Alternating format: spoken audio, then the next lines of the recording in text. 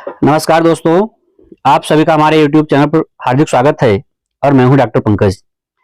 दोस्तों, अगर आपने गुलदाउदी लगाई होगी तो निश्चित रूप से इसमें खिल ही रही होगी। लेकिन दोस्तों, आज बात करने वाले हैं कि गुलदाउदी में ऐसी कौन कौन सी गलतियां हैं जो हमको नहीं करनी चाहिए, और अगर वो गलतियां हो जाती हैं तो फिर जो है आपकी फ्लावरिंग लेट हो जाती है, आपका प्लांट साइज बढ़ जाता है और जैसा आप रिजल्ट चाह रहे हैं उस प्रकार से रिजल्ट नहीं मिलता है।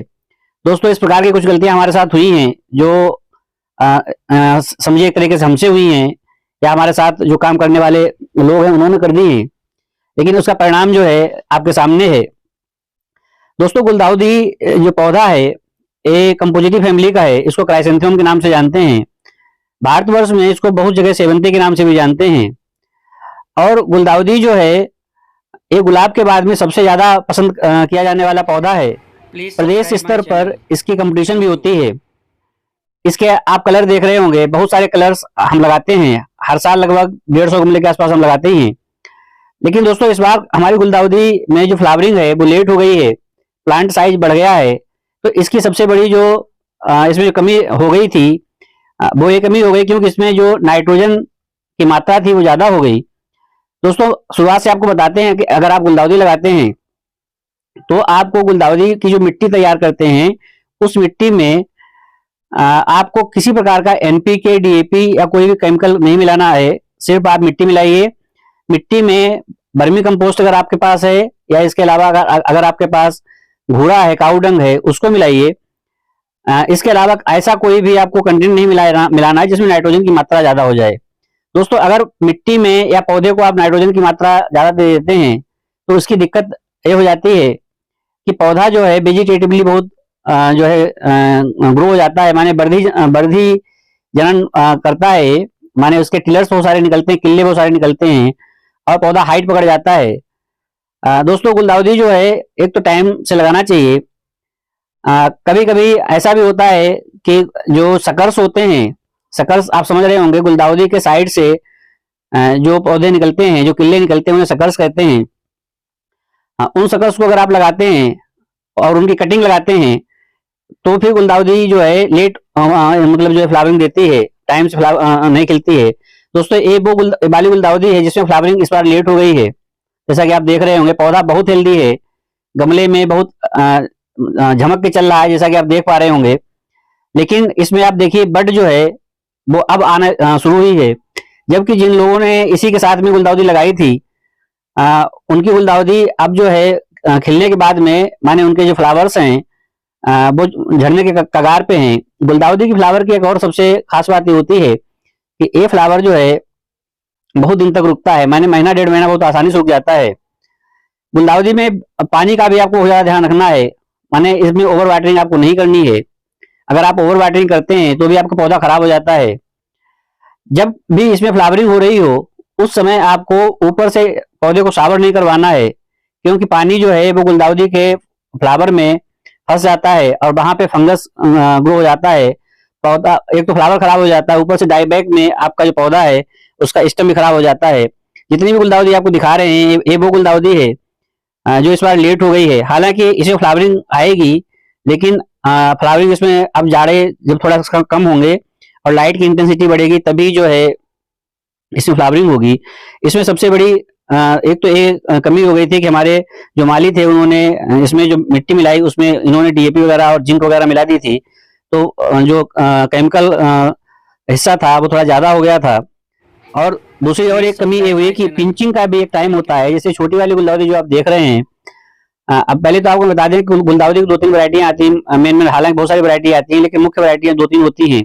एक तो ऐसी गुलदाउदी होती है जैसे बाल वाली वैरायटी होती है जिसमें फ्लावर बड़ा होता है, और ऐसी गुलदाउदी में केवल एक ही फ्लावर लिया जाता है। दूसरी ये जो आप वैरायटी देख रहे हैं पम्बम वाली वैरायटी है, इसमें बहुत सारी वैरायटी इसमें बहुत सारे फ्लावर्स आते हैं। इसको पिंच करने की आवश्यकता नहीं होती है। लेकिन दोस्तों, अगर आप गलत टाइम पे पिंच कर दें, माने फ्लावरिंग बडिंग के टाइम पे अगर आप इसको पिंच कर देते हैं तो फिर जो है आपका पौधा खराब हो जाता है। दोस्तों देखिए, ये वाला जो है ये नो पिंच वाली वैरायटी है। इस वाली वैरायटी में ऊपर से बड को तोड़ने की जरूरत नहीं होती है। और दोस्तों, बड पिंच हम तब करते हैं जब गुलदाउदी में हमको 1 या 2 फ्लावर लेने होते हैं। अगर हमें कंपटीशन में पौधा नहीं लेकर के जाना है तो हम कोशिश करते हैं ज्यादा से ज्यादा पौधे लें और बहुत दिन तक जो है गुलदाउदी में हमारा पौधा हमारा फ्लावर खिलता रहे। दोस्तों ये देखिए, ये वाली बॉल वाली वैरायटी है, इसमें एक ही फ्लावर कायदे में लेना चाहिए था, लेकिन हमने इसमें जो है बहुत सारे फ्लावर लिए हुए हैं। तो एक तो ये भी गलती हुई है कि जिस टाइम बड का टाइम था, उस टाइम जो है जो हमारे केयर टेकर थे उनको हालांकि हमने बताया भी था, लेकिन उन्होंने ध्यान नहीं दिया। और उन्होंने क्या किया कि इसकी पिंचिंग जो है उसी टाइम कर दी। पिंचिंग से मतलब एक दो अगर छोड़ देते तो भी चल जाता, लेकिन उन्होंने टोटल मतलब जो ऊपर से पिंच कर दिया। दोस्तों ये वाली देखिए स्पाइडर वाली वैरायटी है, इसकी बहुत सारी वैरायटियां होती हैं और लगभग 20 से 25 साल से हम गुलदाउदी को निश्चित रूप से ग्रो ही करते हैं। तो कभी कभी ऐसा हो जाता है। एक तो आपको ध्यान रखना है कि गुलदाउदी में बहुत ज्यादा, जैसे नीम सरसों की खली है, इसका पानी आपको नहीं देना है। गुलदाउदी को ज्यादा धूप की आवश्यकता होती है, इसलिए आपको ऐसी जगह पे उसको रखना है जहाँ पर्याप्त मात्रा में उसको धूप मिले। दोस्तों जितनी भी गुलदाउदी आपको दिखा रहे हैं, ये हमने करीब अगस्त लास्ट में सब लगाई दी थी। कुछ हमने ऐसे पौधे थे जो अपने आप तैयार किए हुए थे, कुछ हमने जो है कलकत्ता से जो वैरायटी आती है वहां से मंगाया था। माने ये भी देखो, ये बॉल वाली वैरायटी है। अगर इसका एक फ्लावर लेते तो बिल्कुल बॉल की तरह सफेद रंग का जो बॉल होता है उस तरीके से खिल करके आता है। तो ये कुछ ऐसी गलतियां हैं जो हो जाती हैं। दोस्तों विशेष बात आपको हम फिर याद दिला रहे हैं कि डीएपी और एनपीके को आप बहुत ज्यादा नहीं देना है। माने इस पौधे को बहुत ज्यादा प्यार करने की जरूरत नहीं है।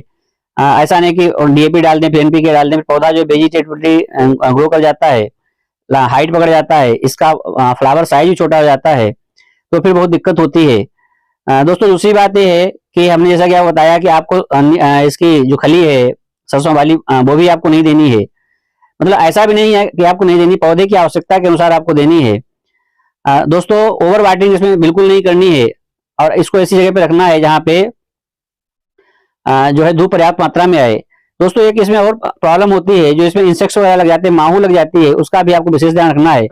अगर आप देखते हैं कि माहू लगती है तो उसमें आप नीम का ऑयल यूज कर सकते हैं, नीम के ऑयल का स्प्रे कर सकते हैं। इसके अलावा एक हमला नाम से केमिकल आता है, उसमें कार्बनडाजिम और मैंकोजेब होता है, उसका भी आप जो है स्प्रे कर सकते हैं।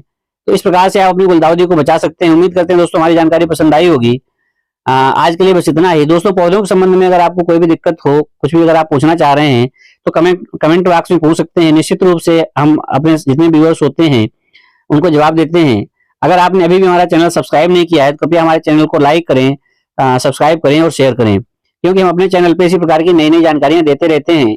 और अपने चैनल पे हम ऐसी जानकारियां देते हैं जो हमारे एक्सपीरियंस में आती हैं, चाहे वो भले गलतियां हों, क्योंकि गलती हो जाती है, हर बार कुछ सीखने को ही मिलता है। तो दोस्तों उम्मीद करते हैं कि जो हमने अपनी गलतियां बताई हैं वो गलतियां आप नहीं करेंगे और आप गुलदाउदी को बहुत बेहतर अच्छे तरीके से खिलाएंगे।